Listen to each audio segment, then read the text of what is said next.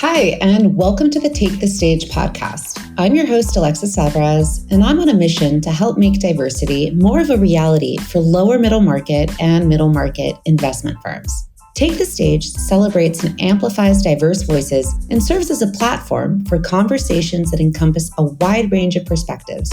You're going to hear candid conversations that touch on career paths, the not so linear kind, valuable insights, practical advice, and honest stories on navigating and succeeding on the buy side. On today's episode, we're going to talk to Jarron Smith, COO and Managing Director at Zeal Capital Partners, a leading venture capital firm that invests in enduring companies to generate above-market rate returns and impact.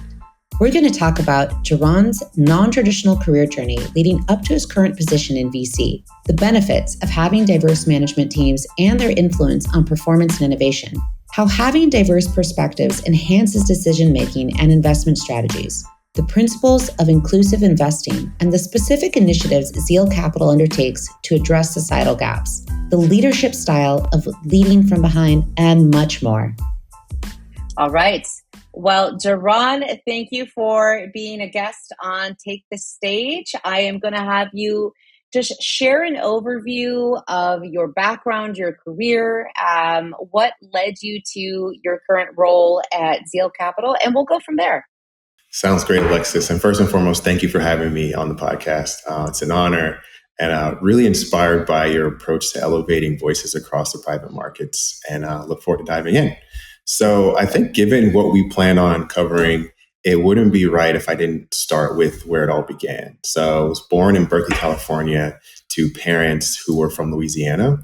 My mother worked in HR at energy and tech companies, and my father worked at a tech company and a healthcare company, both in Silicon Valley. So my parents worked extremely hard and sacrificed a lot to send me to excellent schools like Head Royce in Oakland. And there were times where both of them, growing up, had second streams of income to make sure that our family was supported across all the things that needed to be managed. And then between 8th and 9th grade, we had a big pivot and moved to Dallas, Texas. And that was a big change for me. I went from sort of being in the inner circle at the school that I grew up going to kind of being on the outs, right? And not really feeling like I fit in, and eating lunch in the computer lab, and just ended up focusing on academics and athletics. And that actually paid off. It got me to the University of Pennsylvania, where I studied economics and was on the baseball team there. And then kind of transitioning into my career trajectory. So it actually started quite early. As I mentioned earlier, my mom worked in HR. And so my first corporate internship was actually junior year in high school.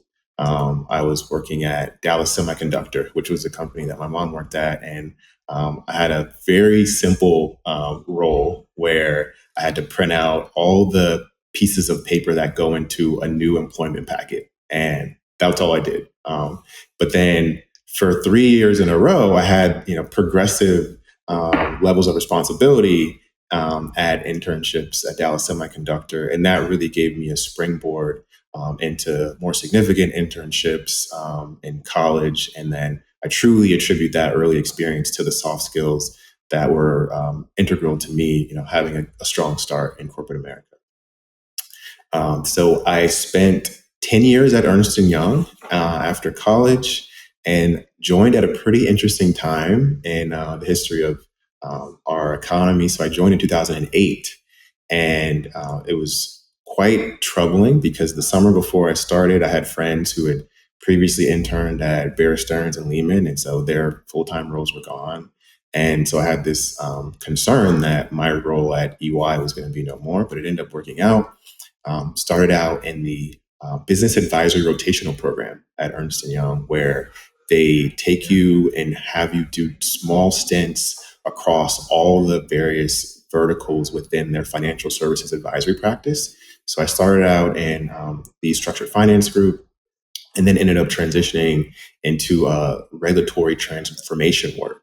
And that was very important at the time, because Ernst & Young and a lot of the big four firms at that time were leaning in significantly to help companies like G Capital, American Express, Citi, Barclays, JP Morgan. These were some of my clients, to adapt to all the new regulations that were coming out to try to prevent another crisis. And had the pleasure of working with a number of exceptional leaders and mentors who I'm still in touch with today. Got sponsored for an executive MBA at Columbia Business School through Ernst & Young. Got promoted all the way up to senior manager, and started to see the regulatory pendulum swing in a different direction. And at the exact same time, one of my clients, TIAA, was sort of interested in not spending as much on consultants. I'd done, I think, 10 projects with them over the course of 2 years. And so they ended up opening up a internal role called the strategy and innovation leader to essentially be an internal consultant that continued executing a lot of the work that the team that I had been leading at EY was managing. So I ended up joining TIAA. For those who don't know, TIAA is a $1.3 trillion asset manager. Has been around for over 115 years and focuses on financial services for teachers and other nonprofit organizations, as well as many others. At TIAA, I had a really interesting role initially to focus on expense reduction, building an offshore analytics team, and just being sort of a strategic leader that was helping with a lot of projects that were helping the risk management organization to really be innovative. And then, like all big companies, things started to shift around, and they ended up combining compliance, legal, and risk. And the individual who came in to lead that organization was a former client from my EY days, and ended up becoming his chief of staff. And that individual actually got tapped to become the COO of the company when we got a new CEO, whose name is Tashonda Brown Duckett. And when David went over to be the COO, I went along with him, and that was a really interesting opportunity for me to be a part of, because it wasn't your typical COO role. So obviously, we had to stand up operational excellence programs across the entire company, which is 18,000 people and 1.3 trillion in AUM. But we also had P&L responsibilities. So there were about 6 or 7 adjacent businesses outside of TIA's core retirement business, including a bank, a wealth management business. And we were essentially tasked with looking at each of those businesses to ensure that they were aligned with the strategy going forward. And if they weren't, we had the opportunity to do some spinoffs. And so love that role. But every chief of staff role has a finite horizon. And so I started to think about, well, I love being a COO, but clearly I'm not quite ready to be the COO of a $1.3 trillion company. What about startups? And so I started to network with general partners and other individuals who are in the startup ecosystem. And my approach was, look, I've been an operator for 15 years, a management consultant, and have great experience working across a very large Fortune 100 company. If startup in your portfolio needs a COO or head of strategy or head of growth, just keep me in mind. And I've had that approach for a bit, and then a dear friend of mine who started Zeal Capital Partners, caught interest and said, that thing that you want to do at a portfolio company, I actually need that at Zeal. We're going to be raising more capital, launching additional funds, and growing the team. And I'm really trying to turn this into a investment franchise that generates top decile returns for generations. And so we had a number of conversations for a while, and it ended up working out. And so joined Zeal and about a year and a couple months ago, so March of last year. And happy to unpack the role at Zeal a bit more, but want to pause to see if you have any follow-up questions or anything else. Yeah, no, awesome. Thank you for that. So if you've listened to other shows or if you just know me, you know that I really I have a fine appreciation for the topsy-turvy career paths, right? Linear is great. Linear career paths are great. But the real windy ones are the ones that I find the most interesting, and the ones that I find where the professional themselves is unique, is a little bit different, right? Because it's a culmination of all these experiences that add value in very, very different ways, and look at business problems and situations with a very different lens. And so I like that. I like that your career path hasn't necessarily, it's been linear to a degree, but it's not the typical, the typical route to the investment space. And so I like that, because that allows others to see that it's not just there are multi-dimensions, right? There's many dimensions to the different roles within the investment space, because I don't, especially like when we're younger, we don't know about that. I mean, you certainly didn't know about this type of role when you were in college. I'm imagining, right? Like, Yeah. Otherwise you probably, no, I mean, you don't know. Yeah. So I think like that's, it's telling this story is really great. So before we get into Zeal, I want to go back to, because I interview obviously for a living. And so I'm always really interested in the story. And, a quick secret, like when I interview candidates, I ask all my candidates, regardless of the seniority of the role or the seniority of the candidate, I ask them to go back to high school and to walk me through kind of the milestones in high school. And the reason why I do that is because those are our formative years, truly our formative years, right? And a lot of the patterns that we see as adults oftentimes start actually way before high school, right? But in high school, we start to kind of explore our interests, and we start to kind of have a better understanding of who we are, right? And so I'm saying that because I want to go back to your college years, because you had mentioned that when you moved to Dallas, you took an interest in sports, and it basically carried you to UPenn. Now, what you didn't mention was that you were a really good player. I mean, this wasn't like, just, fraternity, intramural sports, right? Like you were on you were a captain of the baseball team, correct? Captain of the team in high school. In college, just had a standout year my junior year and made second team all Ivy. Oh, you're probably underplayed. You're probably toning that down.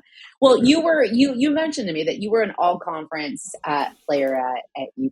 So obviously you had talent. And so I always find it interesting when we can take like these pieces of our early lives and our interests and the other dimensions to us, because and see how they influence the way we work, how we deal with people, because it's weaved into us, especially high school, college years. So tell me a little bit about how, you as an athlete, you being a strong player on a collegiate baseball team.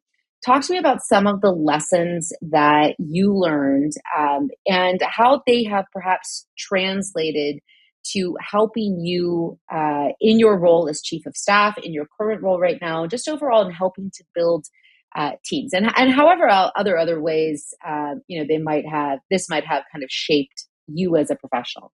Absolutely. Love this question, and I'll look forward to unpacking it with you. So to be honest, Alexis, initially, I sort of suppressed my athletic experience when I got into the professional realm because I didn't want to be stereotyped as, an athlete. But looking back, after, being out of college for 15, 16 years now, it really, like, baseball and sports really helped me to develop a leadership philosophy. And that philosophy has three parts. So the first one is about balance of power. So in business, the balance of power is not about weakening authority, but it's about creating frameworks from which power can be exercised consistently. So if you think about the dynamics at the top of any company, right? Every CEO, or in our case, general partner, needs a COO or a risk manager, right? Alpha seekers need risk managers because in isolation, neither archetype does well. And so growing up in corporate America, I saw how part of the issue with the crisis that happened when I first was starting my career was that there was a lack of risk management. There was too much alpha seeking. And so like, seeing that play out in business really kind of began when I understood how sports teams had to function, right? And so you had to understand if you were on offense or defense, right? Every pitcher needs a catcher. Every quarterback needs a wide receiver. I could keep going. Honestly, my favorite one is actually racing, right? So you have to understand if you're meant to be the engine or the brakes, because every car that has an engine, if it doesn't have brakes, it's going to end up crashing. And in every relationship, you have to understand if you're meant to be pushing or if you're meant to be guiding. And so that's one element of it. And I think another element is awareness. When you're a college athlete or any athlete for that matter, you have to understand the game you're playing, right? Being aware of the rules that you're bound by. And then you also have to understand your competition, right? Competitive intelligence is so important in sports and in business. And then I think most importantly, you have to have awareness of self, right? Knowing how you're wired, knowing the skills that you need to develop further. And then finally, being aware of your role within the team. What's your position? And how do you be a star in your role to help your team win? And then I'd say the last one, the third part of the philosophy is about regulating your emotions, right? And so in business, I've had the privilege of being in rooms with, the people who are running a $1.3 trillion organization. And, people don't always hit their targets. People receive negative feedback, but being able to be resilient and managing your emotions and always keeping those in check is so critical as you ascend in business. And it's also important in sports. So, growing up, two friends that I grew up playing with, Tyson Ross, his dad was our coach growing up in the Bay Area, and Corey Kluber, who was a part of my summer team in Texas growing up. And Corey is the Cy Young award-winning pitcher who I believe is still playing today. Tyson retired recently, but both of these guys had exceptional baseball careers. And if I think about them when we were growing up, they were always the kids on the team who managed their emotions.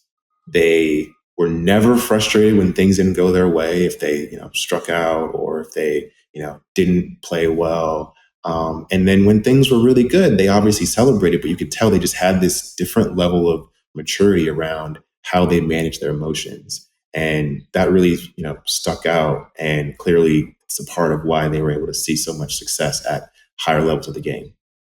Everything that you said, I think resonates with me. And I think that this last part, the regulating the emotion part, that's the hardest part, right? Like that's, I think that's the hardest part in sports and really in business, because as you know, like sometimes the best team doesn't always win, right? And so you really have to learn that you could be doing everything right. And sometimes there are just factors out there that you don't win and you don't bring it home. And so you have to, really control those emotions to understand, to kind of understand the situation. And I think like in business, it's, me as a business owner, like you said that, and I was like, oh, I don't regulate my emotions very well. I probably needed to have played sports a little bit more. I didn't play sports competitively in college. I did it at a little bit of a younger age. But I think like that's, that's such a hard part. And it's, it's such a valuable lesson, like those that can understand how to control it. I mean, how do you feel like that particular one? I mean, everything that you said, in terms of awareness and, and understanding kind of the frameworks. But how do you think that last part, how do you feel that influences or has really kind of helped you throughout your career? Because I mean, we haven't talked about it right now, but I mean, like careers are, like they're naturally supposed to, go, there's ups and there's downs, like in anything, right? So how has that kind of played into, kind of your career to date? Yeah. So a huge parallel between the lessons learned from sports and the lessons learned in management consulting, or being at a large corporation or a small investment firm. It's working to understand the difference between collaboration and competition, right? And I think so often people on teams try to compete against their teammates. And that ends up having a very toxic and negative effect on the outcomes that any team is trying to drive. So if you're on the same team as someone, within the same organization as them, how can you support them? How can you learn from them? How can you collaborate with them? Because there's all sorts of factors outside of your team, like the market, competitors, that you need to be aligned in a unified front against. So I think that's something that I've definitely, realized in hindsight about, athletics, that I've seen kind of carry over into the professional realm. And then another thing that parallels is performance insecurity, right? So, there are people on teams in the sports realm who you can kind of just tell are afraid to take the game-winning shot, or who maybe want to be on the bench if the team is far behind and don't really want to, try to have a, historic comeback.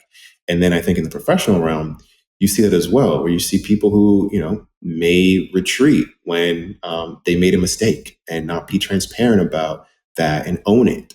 But I think if you want to win at the highest levels, you really need to surround yourself with the best performers. And so if you're in a small company or a big company and, people are coming in and they're new, right? There's folks who will sometimes be threatened by the new person and their experience and the support that they receive when they join.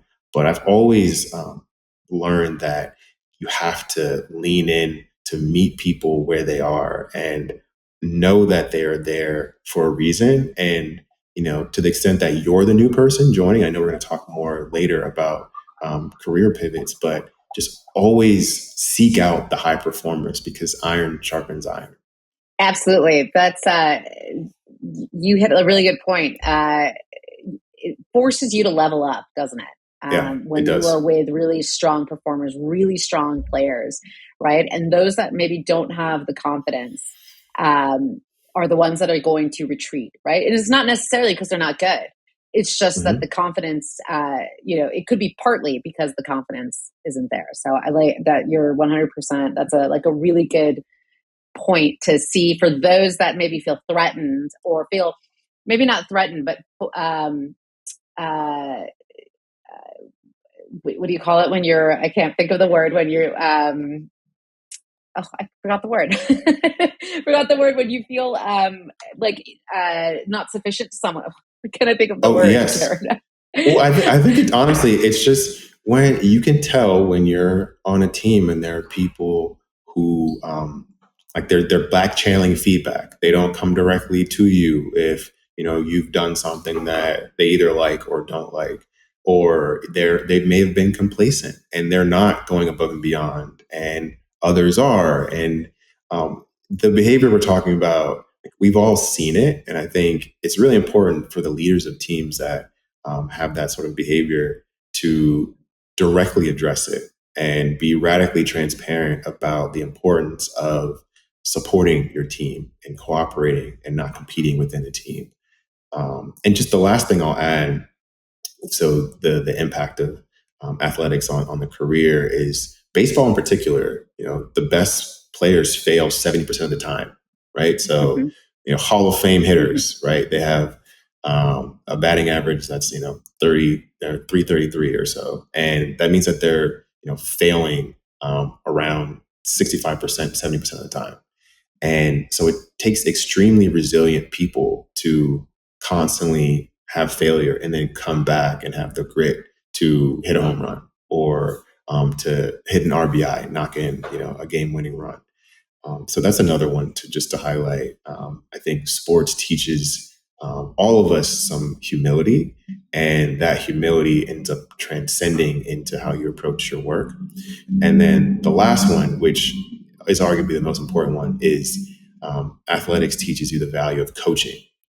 And finding great coaches and being a great coach, right? And I think when you get into your career, like at some point, finding an executive coach or career coach is extremely important. I recently found one after looking for one for 5 years, and in the last 6 months, we've made 3 years of progress. Wow! Because you need someone who's helping you to think about what you're doing in an independent way and structuring your alignment between your personal and professional goals, your role within the team that you're on, and really helping you to think about, being the best version of yourself in the office and what you need to do outside of the office to contribute to that. So huge proponent of coaching and also being a coach, reaching back to help others reach their goals. Going back to what you said, that it took you 5 years, I think you said, to find a coach. Why did it take you so long? Great question. So when I first joined TIAA, and talking to some of the leaders, they had coaches, but you had to be, at a certain level within the firm to get a firm-sponsored executive coach. So initially, I kind of wanted to wait until I, ascended a bit to seek out a coach. Ended up getting promoted to managing director, and was just about to enter this internal program before I left, where you do receive some internal coaching. But I always thought about having a coach that I sought out independently and sort of met organically, because there are a lot of coaches out there, and I've connected with a number of them. But I really wanted to find someone who was on the same journey but sort of ahead. And so the coach that I found, DeBon Lewis, he went to Penn undergrad, as did I. He was about 5 years ahead of me. And there's a lot of similarities in us as people and the way we think about, talent management and just things across the board. And so I think if you are working with someone to ascend and to get further faster, I think it helps if they are on the same journey, just maybe further down the road. And so that's really what I was looking for. Okay. That's because the coaching, the concept of coaching and kind of coaching and then mentorship, right? I think there's a lot of haziness around it, right? And a lot of folks think that, every coach is going to be the same, and it's actually like that's going to be farther from the truth, right? And so I wanted you to explain that, because I think a lot of people do have interest, and we hear about it, right? We always hear that the best people have coaches and they have mentors, and so I want to kind of hone in on that, the fact that like this is what a process could look like. It's not necessarily like a quick fix, like I need to find someone right away. Like in your case, it took you years to find what you were looking for, and maybe you didn't even necessarily know what you were looking for until you kind of go through the process, which happens a lot too. But I think that that's really important, because I think that is a topic that not a lot of people understand, and probably a lot of people don't even understand like the difference between coaching and mentoring, because there is a difference. But touching on that, but we could spend an entire episode dedicated to coaching and sports, but we won't. So we're going to move on. So let's fast forward now to your role at Zeal Capital. So talk to us about the approach to investing. And this concept of inclusive investing, and talk to us a little bit about how it might set Zeal apart from some of the other players in the space. Absolutely. So Zeal Capital Partners is an early stage VC based in Washington, D.C. We'd invest in diverse management teams that are building enduring companies that generate above market rate returns as well as impact. The firm was founded in 2020 by my dear friend Nasir Kadri, And as you mentioned, we leverage a market-backed strategy called inclusive investing to narrow wealth, skills, and healthcare gaps in the US and at scale of the globe. So at Zeal, I'm our COO and Managing Director, and every COO role is different. But in mine, I focus on our operations, our talent management, our technology infrastructure, our communications, as well as our partnerships. And additionally, because of the size of our firm, all of us are looking to drive growth and add value. So I also support the execution of our strategy by sourcing limited partners as well as portfolio companies. And one thing that I'm so focused on, that all of us are focused on at Zeal, is the fact that to truly differentiate yourself as an emerging manager, you need to have a differentiated strategy to attract LPs as well as founders. And so for us, it's inclusive investing. And simply put, inclusive investing is about perspective, right? It's about understanding that our biggest problems in society are also our largest markets for innovation and opportunity. And so inclusive investing is a 5-pronged approach. And it really starts with the investment team. So having diverse lenses at the table, diverse perspectives around the table for an investment team. And then it also requires you to think about investing in companies that have diverse management teams, right? Once again, having that diversity of perspective at the helm of the startups that we're investing in. And then the third pillar is geographic inclusivity, right? So ideas are everywhere, opportunities not. And so we truly feel that the tech hotbeds like SF, New York, and Boston will always generate great startups, but there are ideas in smaller markets that have as much potential. And so we spend a lot of our time and earmark our traveling dollars to spend time in places where others don't. And we feel like that will really help us to yield deal flow that others don't have. And we also feel like it's important to have an investment focus that's category specific. So for us, it's fintech, future of work, and healthcare.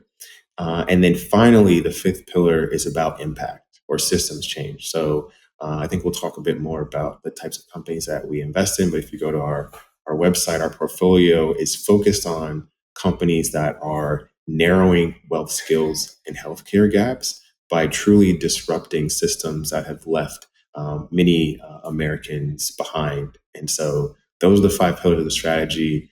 And once again, we truly focus on varying perspectives. And one thing that I've been talking recently to some of my colleagues and others about is this idea of having diverse lenses, right? So if you think about your iPhone, right, it has 3 lenses essentially, and part of the value there is to increase the resolution and to be able to capture more data. And that's also how we need to think about having diverse boards, diverse management teams, diverse investment teams. Everyone has a unique perspective and a unique lens. And for us to have the best resolution, to make the best decisions at scale, we have to have more than just one lens at the table when making decisions. I love that. That we need to put that on a poster or something. That's awesome, because that is the best analogy that I think I've heard ever for diverse, for this concept of diverse lenses. That is probably the best way I've heard it explained.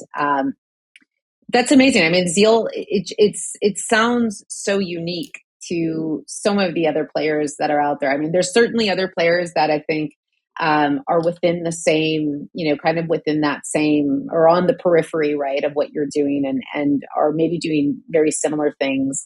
But this is, we need more of this. We need more and of Alexis, this. Just to keep going there, I think you're absolutely right. We need more of this, which is why we own the trademark to inclusive investing. And we believe that this should be the gold standard, not just within the private markets, but in public markets, right? If you're building a team And that team is going to be having a very important role in charting the investment in innovation, which ultimately becomes the future. You need to have multiple lenses at the table to ensure that the right ideas, not just the ideas that we're most comfortable with, but the right ideas that are being generated by a democratized pipeline of portfolio companies are getting funded. And so we truly feel that this strategy is one that any and everyone should adopt. And venture's a game of alpha generation, right? We're all competing for returns, but we got to compete in a way that also generates impact.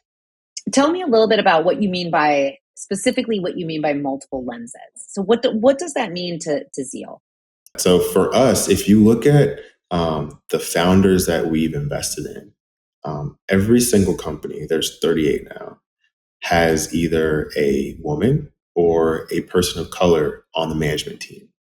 And in cases where we've invested in a company that did not have a woman or a person of color on the management team, because we make every single company that we invest in sign a diversity pledge, we're really pleased to have examples where all white male management team that we invested in, the first additional leader that they added, probably a year or two after our investment, was a person of color.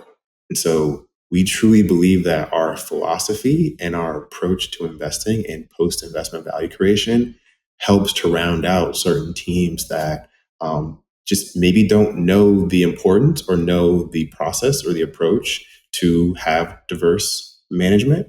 Or maybe don't have the push, right? Sometimes you need to push people in the right direction to ensure that there are multiple lenses and not just, the same lens with the same experience and the same pedigree.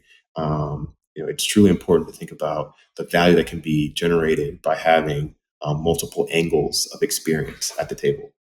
And do you ever have to address questions? So you mentioned the diversity pledge, which I am a huge fan of that. And I want to kind of maybe address something, because I think when we talk about like commitment and, in this case, it's a non-diverse founder, how do you get around the argument of genuinely hiring for diversity versus having to hire and bring on a token diverse hire? Does that make sense? That makes sense? You understand what I'm saying?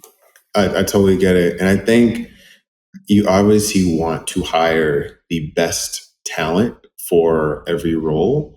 But, if you're not mindful of culture, talent wins games, culture wins championships. So if you're truly trying to build a best-in-class culture, the demographics of your team need to be reflective of the clients that you're serving or the customers that you're serving, as well as the world that we live in, right? And so your ability to think with an open mind about finding the best person for the role has to lend itself to looking beyond your immediate network, right? And I think that's where private equity and venture and other industries have historically operated, right? It's because so much of what we do is built on trust. You go with people who you've known, since whenever, or through family friends. But there's a lot of excellent talent that you don't know, that's not in your immediate network. And so it's really important for all of us to be disruptive in how we think about sourcing talent and not going with the easy approach to just hire someone who is very proximate. We have to be very thoughtful about sourcing candidates from networks that aren't our own yet. Mm-hmm. Work with recruiters that that really cultivate this network, right? There you go. There you go. Yeah, because it's what I find that most firms don't quite understand, or they don't. Some of them do. Some of them get it, but it's the ecosystem that you cultivate, right? And your ecosystem includes the vendors that you work with, and so I have clients that they only work, they take a very intentional, I won't say only, but they take a very intentional approach with the vendors that they work, the recruiters or the other, the advisory firms that they, might engage with, and really look to work with, female founders, or, a lot of the times they work with me because they're committed to increasing the pipeline of diverse talent, and that's something that's that I think is often overlooked, right? Because we think, we're going to have more diverse talent, but we're not going to change the way that we're maybe sourcing that talent. And we all know that this is a very playbook driven space, whether it's private equity, venture capital, whatever, the alternative investment space just kind of works like that, right? And so it can be very hard to break that cycle. And I find that in the case of, in my area, like the other recruitment firms, and you might see it a little bit more in like those mainstream names, the larger recruitment firms, they tend to work essentially the same way as the clients they serve. And so it just perpetuates that playbook kind of mentality that is applied not only to deals, but also to the way that talent is the processes and the talent that is sourced, et cetera. So that's like one point that I think is really important to make, because I often get approached with like, well, how do I do this? Like, how do I find my more diverse talent? And it's really examining that ecosystem, and looking at the different lenses, like, right. And like sharpening that resolution. Right. So I love that. I love that whole, this whole last 5 minutes or so of conversation, because you could tell, got me fired up. Well, one final point. You're absolutely right about ecosystem, and that's why organizations like Black VC are so important. I'm on the leadership team of the DMV chapter for Black VC, and it's a national organization that seeks to connect, engage, empower, and advance Black venture investors. And so for companies that are looking for talent at all levels, there's a national organization that's working to empower and inform and uplift that ecosystem. And so just back to your point, I think if you're intentional about creating a culture that has multiple lenses, in this day and age, there's opportunity to make that happen. It just requires you to actually follow through. That's the key: intention. That is. Like I said, if I've said it once, I've said it a million times. Achieving diversity in this space doesn't need to be difficult. It needs to be intentional, and that's the purpose. I have my framework, right? Patience, purpose, and intention. And I mean, you guys seem to be, Zeal really seems to embody a lot of that. The patience piece really means that, sometimes, finding diverse talent means, or just, achieving it is going to take a little bit longer, right? It's not, because you have to kind of look outside. You can't go, like you said, to those same networks. And so sometimes there's a little bit of an added time frame that's attached to this. But then the other parts are purpose, really understanding what it is that you want to achieve. And then the intention is taking action that supports that purpose, right? So everything that you're doing is supporting the purpose. That's and that's what I think that Zeal seems to really understand. So I'm done professing my love for Zeal. Thank you. We appreciate your support. So, all right. So moving on a little bit. So we're on the topic of Zeal. So, tell me a little bit about, how the firm scales its impact, and maybe give me some examples of how exactly Zeal's investments narrow wealth, and healthcare gaps, et cetera. Absolutely. So I touched on the diversity pledge earlier, right? And so the simple fact that, if we actually fast forward, right now we have 38 portfolio companies. Let's say we have 300. If 300 early stage companies that are all scaling have signed a pledge to democratize access to employment, and track impact metrics. That's another component of our diversity pledge. Every company has to track impact metrics. We're sending a powerful signal, but we're also truly making change that is measurable. And so every year we produce an impact report. It's available on our website, and it has case studies of companies that we've invested in, but also has metrics around the value that's been created or the progress to narrow wealth, skills, and healthcare gaps. And once again, we truly feel that opportunity should be democratized. Right now, it's slightly concentrated. So much of what we do, and you'll see this in the companies that we've invested in, is to try to democratize access to opportunity. And as far as tangible examples of impact from a specific company, I have to go with Asusu, right? So Asusu is the first check that came out of Zeal 1, which is our first core fund. We got in at a 15 million post-money valuation, and Asusu is now $1 billion company.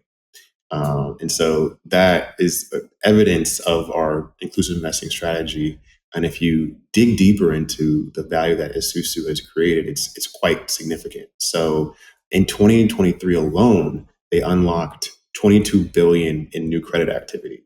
So just simply put, the company helps renters to build credit scores by partnering with the commercial real estate owners. And their incentive is to have their tenants pay on time. And when the tenant pays on time, the tenant is building a credit score.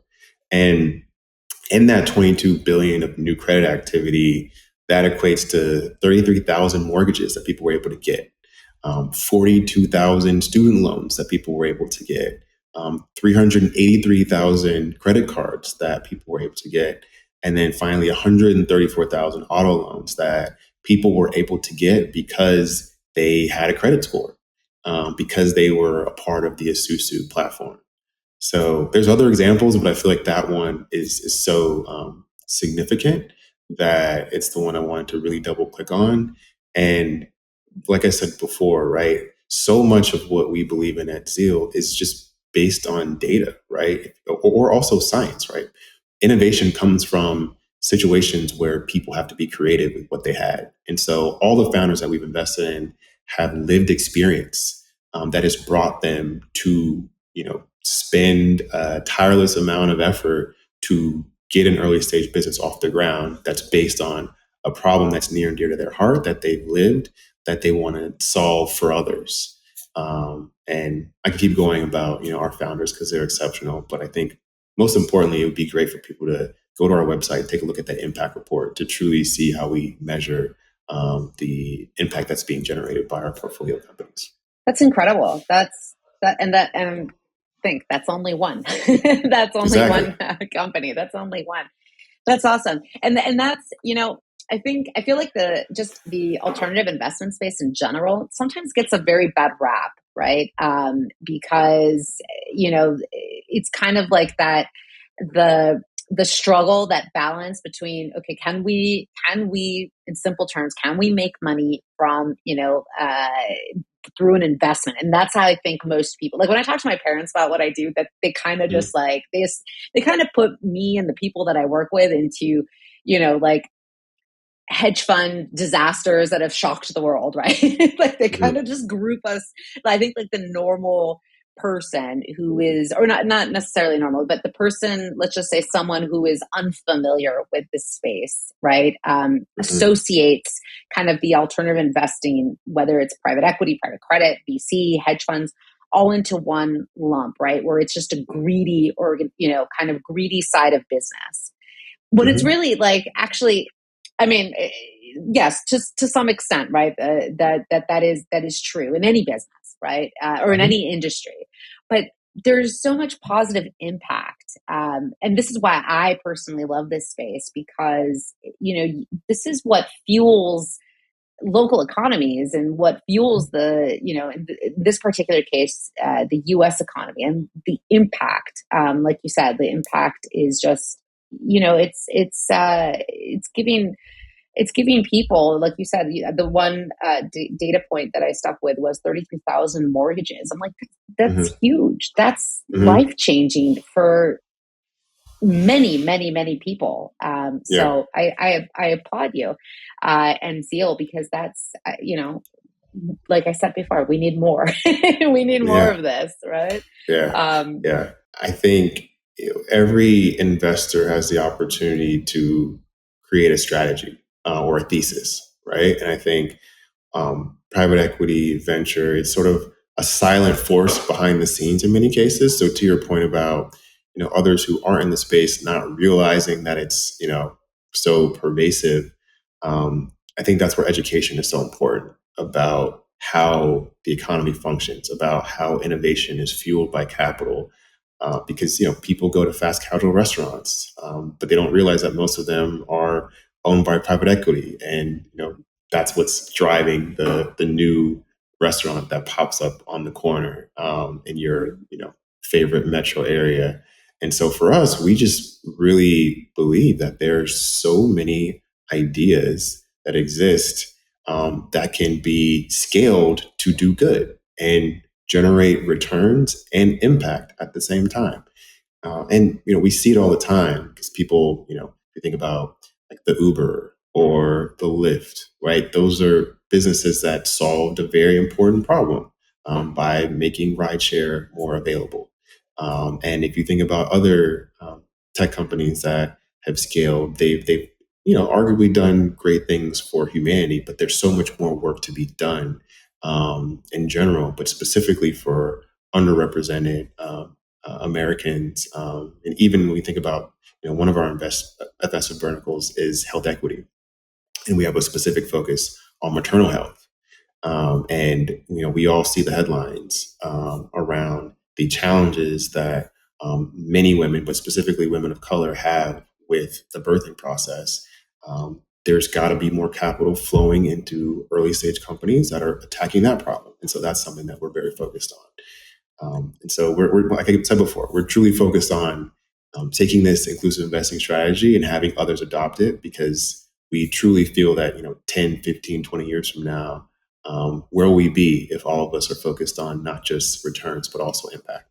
Yeah. I mean, it's not mutually exclusive, right? I mean, that's what I think the perception is, right? Is that you can't have both, right? It's one or the other. Or that's at least conversations that I've had, like with the older generation, like with my parents who don't quite understand it, right? And that's the perception. But I'm going to direct them to the Zeal page. Excellent. Thank you for that. To get there. Thank you. Okay, so going back to you, throughout your career, you've made these incredible pivots, everything from EY to TIAA to Zeal and in different functions. So I wanted to ask you, because this is a topic that it can sometimes be, those changes can be tricky to navigate, right? So how should someone approach navigating career pivots, and what advice would you give to those considering major career change? I think it starts by meeting the people that have your dream job. So if you're thinking about doing something in a different space, there are multiple platforms where you can find the person who is at the top or near the top of the field or the product set that you're interested in, and either get some time with them or look at what they do, and then find someone who's close enough to the work to kind of break it down for you. Because so often we think we want to do things, and then we shortly thereafter realize that maybe this role or this product set isn't aligned with my values. And so that's the exercise. It's figuring out, are the people who are ascending to the top of this new space people who I want to emulate, people who I want to be? Do they value the same things? Do they value time? Do they value capital? Do they value team the same way that I do? Do they value how they work, right? Am I someone who needs to be, traveling, 4 days a week? Or am I someone who needs to be at a desk or working from home? And just truly thinking through all of those steps before even going for an interview in a new space. So that's the first thing.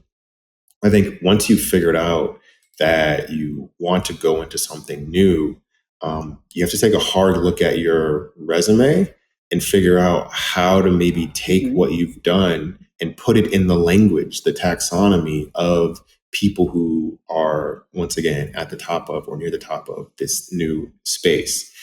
Because how you talk about being a management consultant or the work that you do, at a large corporation in an ops role or in a strategy role or in a risk management role, how you speak about that in private equity terms is quite different. It could be the same skills. It is a lot of times the exact same skills that you're building, but how you talk about them is how you communicate with people in a new space. And communication is everything.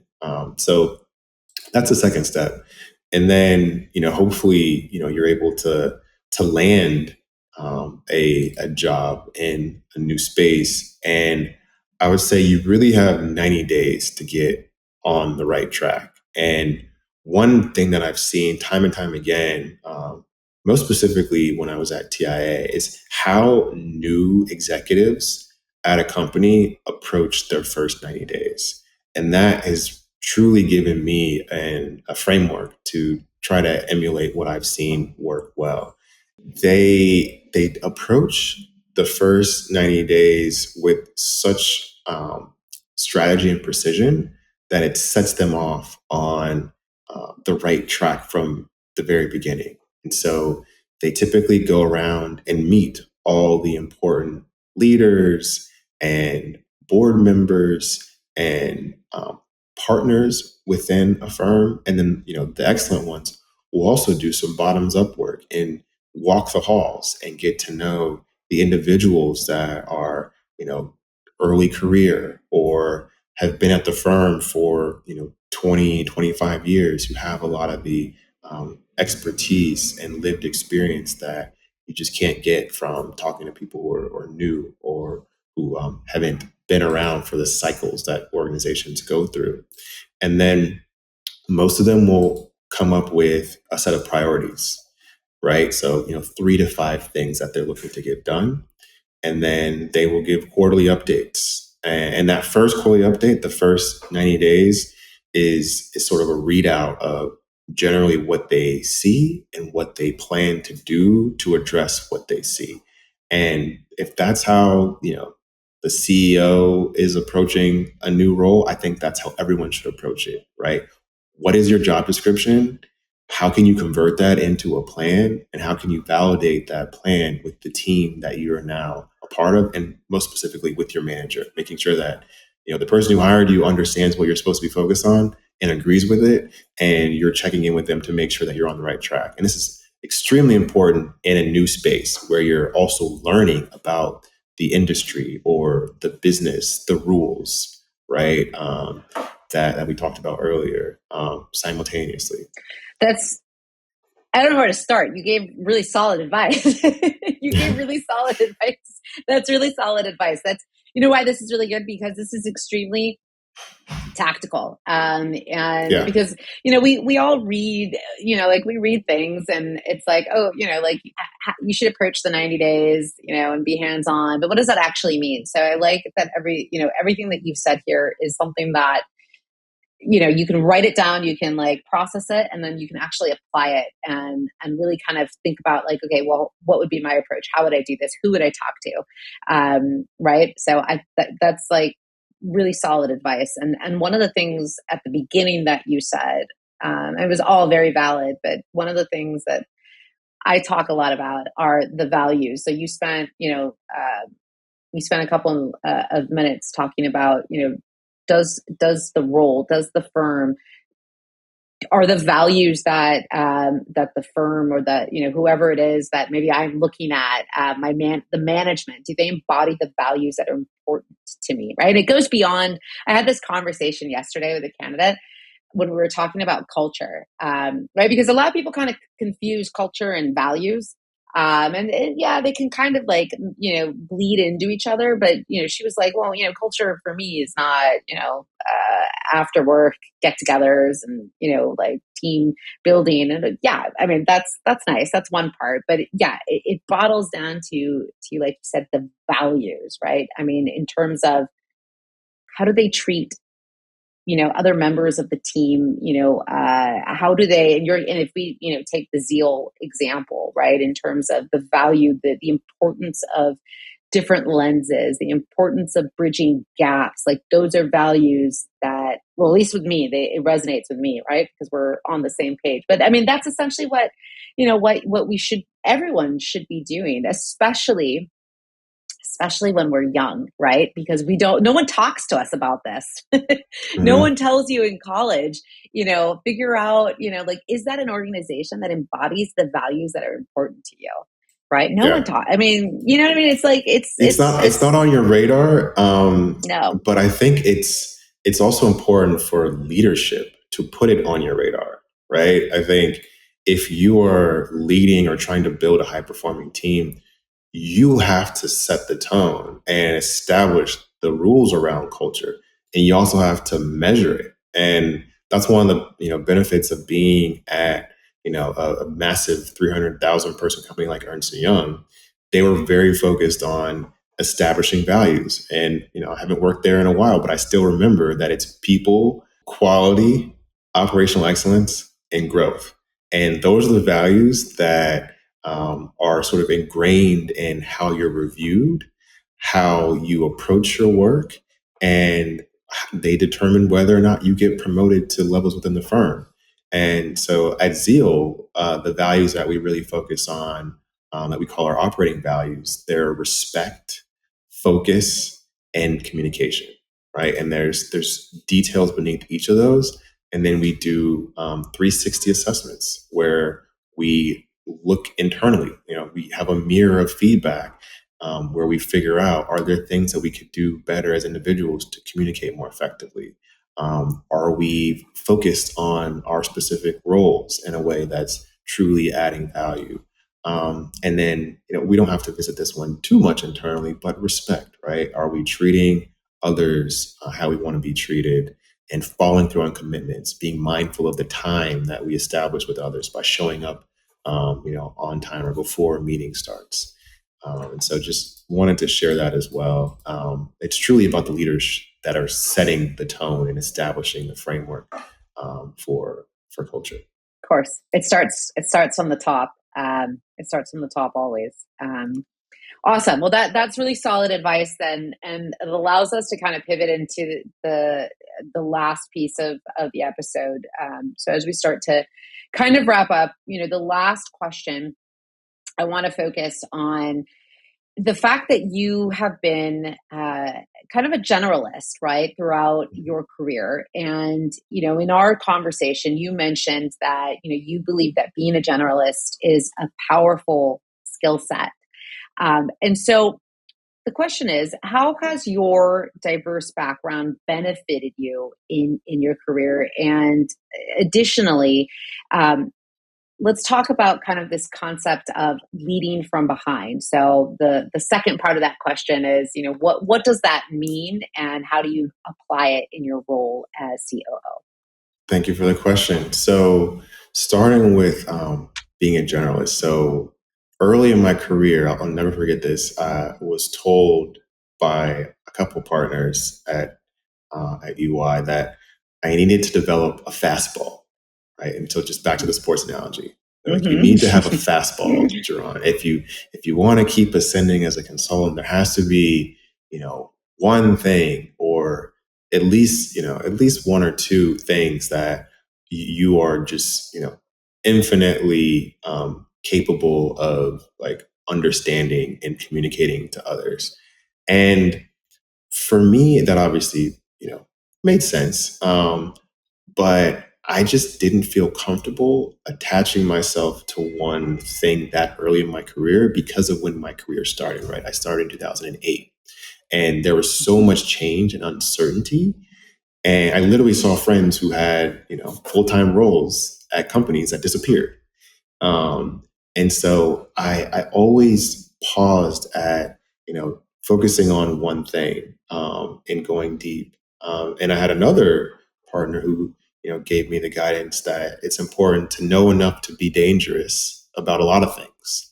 And that started to resonate with me because, going back to the baseball analogy, the best pitchers, they don't just have one good pitch, right? They've mastered 3 or 4 pitches. You got a fastball, a curveball, a changeup, a knuckleball, slider. And so that was something that it's challenging early on because you may see people who go deep in one thing and they may get a little faster, but it's not a race, right? So taking a long-term approach, if you start to go, relatively deep, but not too deep across a number of things, right? For me, it's, after being the chief of staff, for in several teams, right? The head of legal risk and compliance, and then the COO.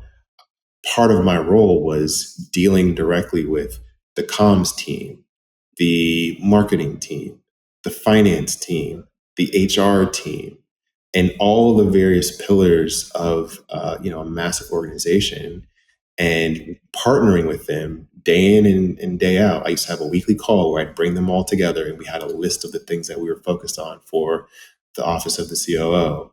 And you start to develop an understanding of what success looks like for the comms team, what success looks like for the finance team, and how they should be partnering with the leader of a business. And by having that broad understanding of what success looks like across an entire organization, it gives you the ability to connect dots that others can't connect. And so, being a generalist really helps you to connect dots and to execute strategy and to be an expert at managing experts. And I think most CEOs are that, right? They are experts at managing experts. And so to the extent that we're able to develop that ability, and not necessarily be the expert in pick your discipline, but understanding the priorities and the synergies between your role and those experts, and also understanding the potential areas of misalignment between yourself and others, or also sometimes being the mediator to try to create alignment between partners that everyone needs to have aligned for the success of the broader organization. Mm-hmm. And so that's my philosophy on, or my experience around the importance of being a journalist. And then to the point of leading from behind, right? I think that is such an important dynamic to understand. And I think the best leaders, right, understand the time to lead from the front and the time to lead from behind. And I think typically when you have someone who is new to a team, or if you're doing something that requires a lot of external visibility, like you have to lead from the front. You got to be out front. You have to set the tone. You have to establish the goals and the priorities. But then I think the more enduring focus is leading from behind, right? It's also scientific, right? As humans, we're capable of pushing a lot more than we are capable of pulling. And so just being a guide and having the perspective to support your team and executing what you got them to understand at the outset. I think setting the goals with a team as individuals as well as collectively, you set those goals at the outset, and then you apply gentle and consistent pressure, push, lead from behind, to get them towards outperforming. I'm writing that last part down, that gentle and consistent pushing. I like that. But it's not a pull, right? Because a pull consistently, it limits outcomes, right? If leaders feel like they have to, the term that comes to mind, if you're consistently pulling, you're consistently directing, you're micromanaging, like you just can't do that at scale. Like there are times where you need to parachute in and help someone to solve a time-sensitive matter, but in general, you have to let leaders do what they do. And that starts with aligning on their scope and their focus, and then, pushing them and supporting them. Servant leadership is another term that, people use a lot to convey similar discipline. Yeah, no, I like the way that you described that gentle and consistent pushing. Because we don't think of leadership like, when we think of leadership, I think in general, most people think of it in more of presence and domination, right? When we think of leaders and we think of leadership, right? But it's true that some of the best leaders are those that know exactly how to do just that, right? The gentle and consistent.